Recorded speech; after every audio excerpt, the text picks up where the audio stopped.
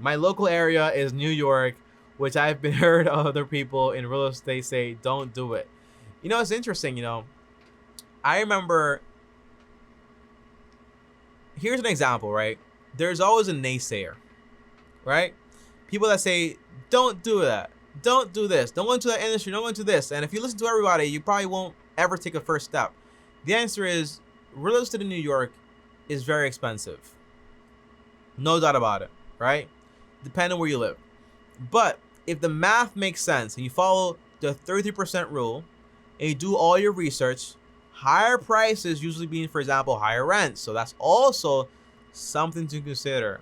But again, your priority is first. Take care of your first property, the property for you, and build on that.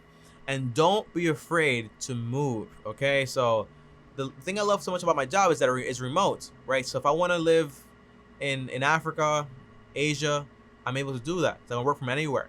So I wouldn't be afraid to move to Florida, to move to anywhere. You know, just for example, if I can get a better lifestyle, afford financial freedom a lot faster, I would consider that. If you want to stay in New York before you buy a property, I recommend, for example, you do a rent versus buy calculator. Meaning, you find out at what point does renting become more expensive than actually buying a property. That's the idea. So in New York, when I did the math, it was going to be around 11 years. So I could go 11 years renting and still not be spending so much money than I would than buying a property. So do the math and run the numbers. And I moved from New York to Puerto Rico because it just made a lot more financial sense.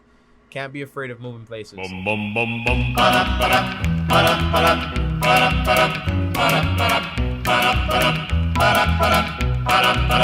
You've got to stop.